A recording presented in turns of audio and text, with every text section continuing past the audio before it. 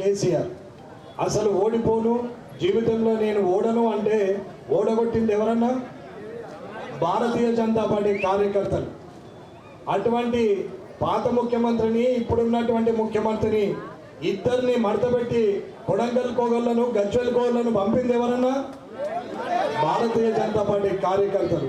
ఇవాళ మెదక్ పార్లమెంట్ నియోజకవర్గంలో ఉన్నటువంటి 7 నియోజకవర్గాల్లో, 7 అసెంబ్లీ నియోజకవర్గాల్లో భారతీయ జనతా పార్టీ కార్యకర్తలు అనుకుంటే ఇవాళ ప్రతి కాన్స్టిట్యున్సీలో మెజారిటీ వచ్చి రఘునందన్ రావు గారు కనీసం 2-3 లక్షల ఓట్ల మెజారిటీతో గెలిచే పరిస్థితి ఖచ్చితంగా ఉంది.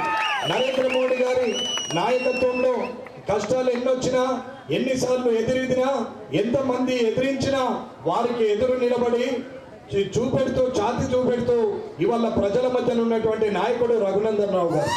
ఇవాళ రఘునందన్ రావు గారు ఈసారి మెదక్ పార్లమెంటు నియోజకవర్గ అభ్యర్థిగా, భారతీయ జనతా పార్టీ అభ్యర్థిగా మీ మధ్యకు వస్తున్నప్పుడు ఖచ్చితంగా రఘునందన్ రావు గారిని ఎంపీగా చేసి పార్లమెంటుకు పంపించి అక్కడ నరేంద్ర మోడీ గారి ఆశీర్వాదంతో మెదక్ పార్లమెంటులో ఎన్నో అభివృద్ధి కార్యక్రమాలు చేసొచ్చు. అది నేషనల్ హైవేలు కావచ్చు, అలాగే రైల్వే లింకులు కావచ్చు, కొత్త రైల్వే లైన్లు కావచ్చు, బ్రాడ్ గేజ్లు, అలాగే ఎలక్ట్రిక్ లైన్లు, డబ్లింగ్లు, అవసరం పడితే ఎయిర్పోర్ట్లు కూడా వేసే పరిస్థితిలో నరేంద్ర మోడీ గారు ఉన్నారు.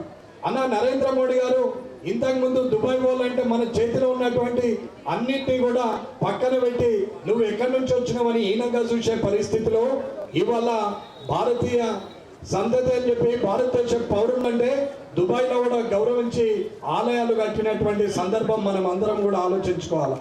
కాబట్టి నరేంద్ర మోడీ గారు ఇవాళ ఇచ్చినటువంటి అన్ని పనులు కూడా, గ్రామ పంచాయతీలు కానీ, మోర్లు కానీ, రోడ్లు కానీ, ఆ ఎల్ఈడి లైట్లు కానీ, చెట్లు కానీ, చెట్ల చుట్టూ ఉన్న కంచె కానీ, ఇవాళ ఉన్నటువంటి వాటర్ ట్యాంకర్లు కానీ, దాన్ని చెత్త గుంజే ట్రాలీలు కానీ, ఆఖరికి మనం చనిపోతే వైకుంఠ ధామం కానీ, ఇవాళ ఉన్నటువంటి ప్రకృతి వనం కానీ, కోతుల వనం కానీ, క్రీడా ప్రాంగణం కానీ, ఇవన్నీ ఇచ్చింది నరేంద్ర మోడీ గారు.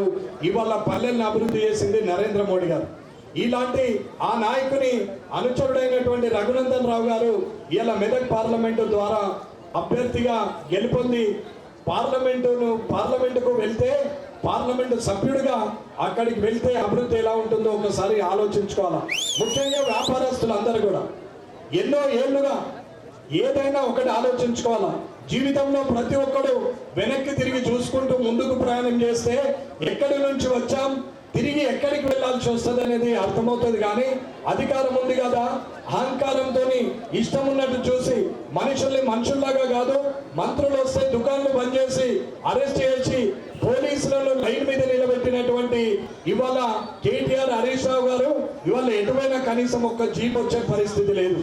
ఏది శాశ్వతం కాదు, కానీ వ్యక్తిత్వం, మనిషి లక్షణం, 10 మందికి ఉపయోగపడే మానవత్వం మాత్రము అది పర్మనెంట్, అది జీవితకాలం శాశ్వతంగా ఉంటుంది.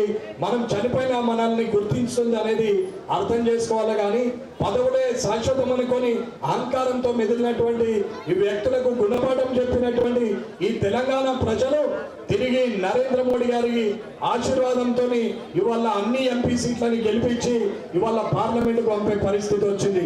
ఇది మనం అర్థం చేసుకోవాలా.